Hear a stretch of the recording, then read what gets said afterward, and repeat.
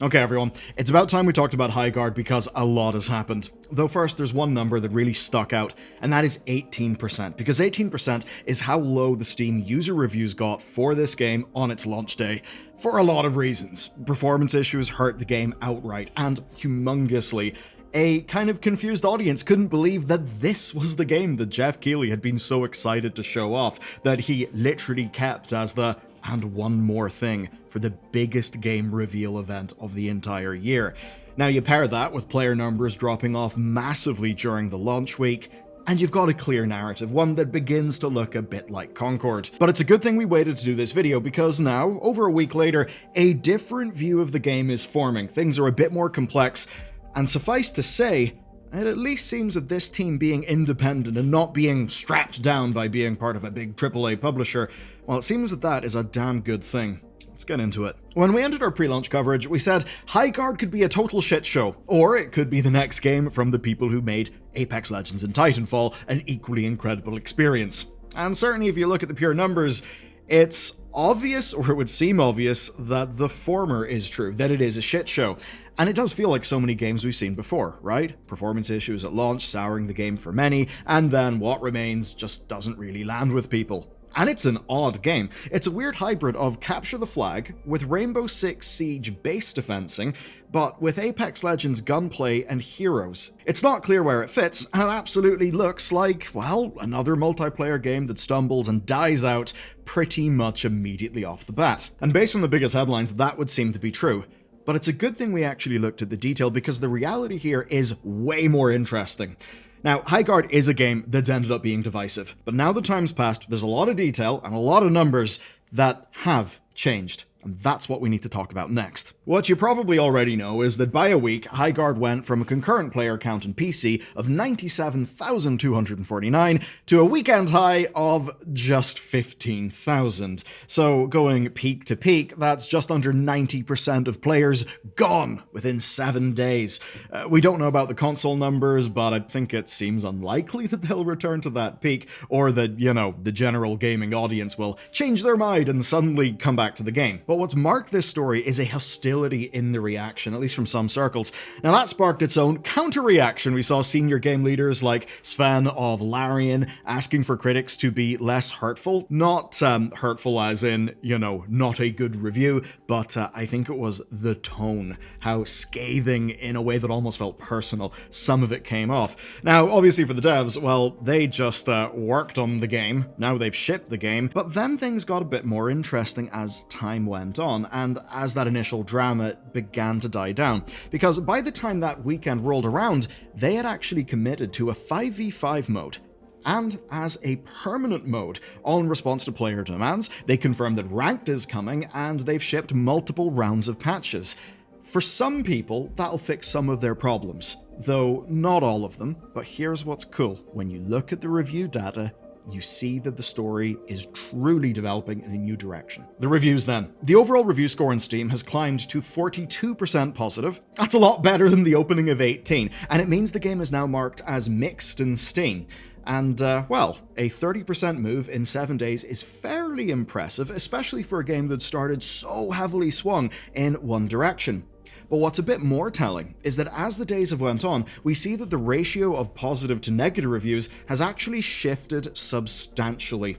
So what that basically means is the initial kind of bomb of this game coming out that was loud, that got the whole internet riled up, that seemingly did lead to a lot of negative reviews. Probably a part of that is there's lots of people who wouldn't really suit this very niche, bizarrely designed shooter. So it wasn't exactly hitting its prime intended audience. And a lot of people even looked at, say, Jeff giving it such a big spot at the Game Awards and kind of said, Jeff, have you just, exposed this game to an audience far larger than the one that it's really targeting, therefore putting the game in a position of being marketed to people who basically wouldn't really like it and probably wouldn't even naturally find it. So there is an aspect of that. I just think it's interesting that as the big headline-grabbing news story has died down, that the review ratio has changed so substantially. Because, of course, when we talk about that headline number, it's probably probably more than 42% by the time you watch this video. Like, that's a slow number to shift. But if you look at the day-by-day positivity-negativity split, that's changing a lot. And then there's what we see when we filter the reviews by time played. Because as it turns out, when you remove the reviews that are only from 0 to 2 hours played, well, the numbers do look a hell of a lot different. Now, obviously, if a game isn't intuitive and people just abandon it within 2 hours, that is a serious problem, but there could be something to say about how it seems that as people play this game, they do indeed seem to have a better opinion of it. Obviously, there is a humongous sampling bias whenever you slice the reviews like that, but from the perspective of the game developer, well, the people who enjoy the game as they keep playing are the ones that they actually will want to market to and care about. And if that cohort is strong enough and expands, then they should be okay. But that's by no means a comeback story in itself, because I don't think there's a massive renaissance coming for this game. Like, to hit 70% positivity would require substantial amounts of only positive reviews. That would take a hell of a lot of time. Now, the first thing to look at, and it's one of the biggest structural things that a game can face, is where the reviews are. And what we see is that Highguard reviews are 75% English language, which is actually good for them, because the Chinese and Russian reviews tend to be really harsh on per performance, far more so than English reviews. So that'll insulate them from some of the negative impact here, but obviously the performance problems are really rather huge. The day one reviews are absolutely dominated by them. This is problems like the performance, limited customization of things like FOV sliders. Come on, industry, FOV sliders should be standard. Total Biscuit fought for us on that one. And I really did think the world had changed. There's been weird stuttering, crashes, server problems, and mouse acceleration issues that the devs still can't find, which is really bad for a competitive multiplayer game, especially one that looks like Highguard. So that's obviously unforgivable for many, because this isn't some janky co-op of RV There Yet or a single-player game with a dev pedigree like Cyberpunk. No, performance is not negotiable for a game like this that is competitive. And for many, if it doesn't run at 120 FPS out of the gate and you don't immediately enjoy it, why the hell bother investing the time? But there's something more specific to Highguard that does make this matter more. Because yes, players who joined at launch, immediately crashed, and then couldn't connect to a server to complete the mandatory tutorial would almost certainly, have played the game for under half an hour and would have reasonably left a negative review. But the majority of negative reviews exist within that window of 10 minutes to 2 hours. Now, in that first 10 to 30 minutes, you could end up in a literal unskippable tutorial that you're struggling to get through because of crashes. Now, that unskippable tutorial is clearly there because the developers needed to communicate the many mechanics and systems of this game, so that no team would be hamstrung by having one player in their game that just didn't understand. And even the positive reviews make that kind of clear, that Highguard is a weird, niche experience, a game that takes multiple matches before it clicks. Maybe many multiple matches, and those matches can last up to half an hour. So that's a lot to ask of someone. And if you think about it, right, imagine if everyone just hopped into Summoner's Rift, right, League of Legends, with zero meta knowledge, zero anything that is built up. The first, hour or two would be a bit of a janky, chaotic experience. A bunch of that is happening here. The metas haven't developed, and those performance issues, unskippable tutorial, etc., those all just compounded in a really bad way. And because of that, the negativity makes sense.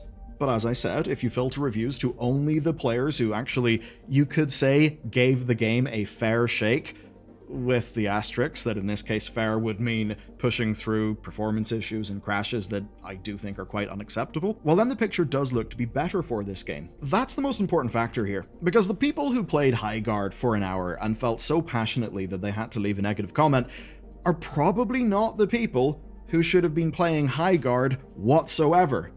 And maybe if Highguard had have been labeled early access, they would have known, oh, maybe I shouldn't expect a full, big, polished experience. And that is where we get to Mr. Jeff Keighley. You can't separate this from the reveal.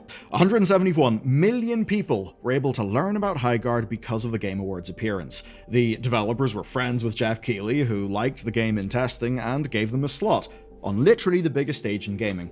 Highguard was exposed to the largest audience you could find, and with a trailer that the CEO, Dusty Welch, told PC Gamer could have been, quote, a better trailer that wasn't about entertaining, and instead could have been one, explaining what the hell Highguard is, so that people wouldn't look at it and think, oh dear, it's another sci-fi fantasy slop hero shooter. So, did Jeff Keighley cause all of this by asking them to spin up a trailer and them getting this slot?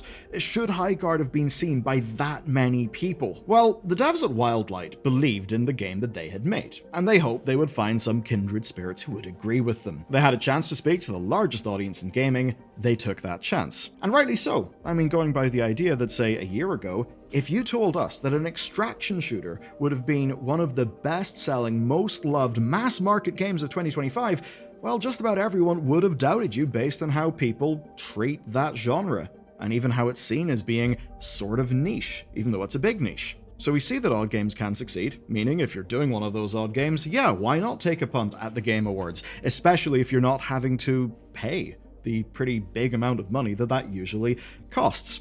But the problem with Highguard is, it's not easily communicated. It's a game that ended up being a strange, niche, FPS nerd mode, and the devs coming up with the game call it a raid shooter. What does raid shooter mean? That's not a genre that anyone's really heard of. Maybe they'd think of, I don't know, the raids that Call of Duty had in one of its recent entries. Add to that the performance problems, and for many they obviously bounced off it hard. Now, it has evidently resonated with some people. And while the player numbers are down, well, for a new IP multiplayer game from an independent studio that, doesn't have the marketing budget of an Electronic Arts, getting 5,000 concurrent players is a decent enough achievement. Because in an industry where, last year alone, we covered the complete collapse of games like Splitgate and Wildgate, it's really not good for the Gate games, is it? Well, Highguard's devs did gamble with the odds, and now that's the bit we need to talk about. How are their odds? Are they screwed? Well, in light of all this chaos, Bloomberg's Jason Schreier asked Dusty Welch if the Game Awards reveal was a bad idea, and he said that he does not know yet. Here's the quote: "The toxicity is challenging, and it's debatable whether we would have had more or less or the same by not doing the Game Awards. I don't know, and we'll never know the answer to that. But I think that's an angle that has to be considered going forward for anyone in game development."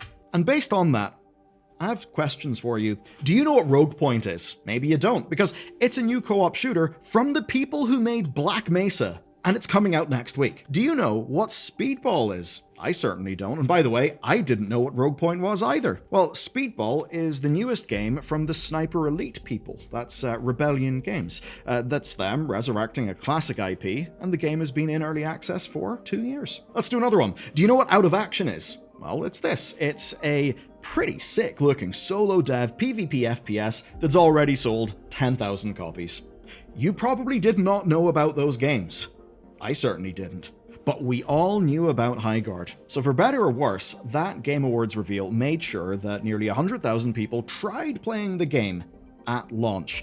And even if a large number of those people bounced off it, when we look at the review splits as the days have rolled on, we see that they're getting more positive. When you look at the community response to the devs, say, doing the 5v5 experiment and then saying, okay, 5v5 is going to be a permanent feature of the game, what you see is people saying, oh, okay, it seems you guys can actually move pretty quick and change things up, and it seems there's a little bit of respect going to them for that. So I can't say whether Game Awards was a mistake or not, but I do think that this particular group of devs were never not going to make a multiplayer shooter. It's quite literally what they're good at. And many of us, say, would have wanted a Titanfall 3, complete with its big campaign and all of that stuff, especially given how good the campaign of Titanfall 2 was. But Electronic Arts was not going to make that game, and going off on their own, that type of game would be too high budget for a dev studio like this to make. So yeah, they were always going to try and do something like this. As much as it's a very strange game mode that takes a while to click for people, I'm glad it's not just another sloppy hero shooter. I'm glad that they're trying to take some sort of spin on what an FPS can end up being. So I think Highguard was always going to end up being some sort of game like this. The money and the interest weren't changing from the developer side, and they were confident that they could interest some part of the shooter market. They just ended up speaking to too many people and not setting clear enough expectations of what would come at launch because their trailer didn't really explain what the game mode was properly. But here is what's worth watching. The devs have been agile, permanent 5v5, ranked confirmed, multiple patches. in a week. It seems they have robust plans for all their seasons and stuff. That looks promising, and this agility is likely the upside of being independent. There's no corporate approval chain. If something needs to change, they can just go and do it. They can just fix things. And that means that Highguard's story is really about one question. Is it better to guarantee people know about Highguard, but risk attracting people who won't click with the game? Or, with their original plan, a shadow drop of the game, just out of nowhere, but with not the marketing budget of an EA, just doing that and hoping the FPS hardcore would stumble upon it? Would that have been better? I don't know. You don't know. And the truth is, none of us can know, because that didn't happen. But there are indie devs right now wondering if they should also take a similar roll of the dice. Because just think about those 3 others that I mentioned, and think, did I know about that game? How could I have came across that game? That's the question we need to be asking, because it seems that overall the largest problem in gaming is one of discoverability. I think there generally are people out there who will want to play the game that you're making. The problem is just reaching them. What do you think? Have you managed to stick around through the performance issues? Are you actually enjoying Highguard? Does 5v5 make the really big map feel better? Let me know in the comments. It's an increasingly stagnant industry, so I'm at least happy that some people are trying something new. And if you want to learn about how the industry actually is literally stagnant, and how it being stagnant is actually good news compared to what most people were expecting, watch this video next.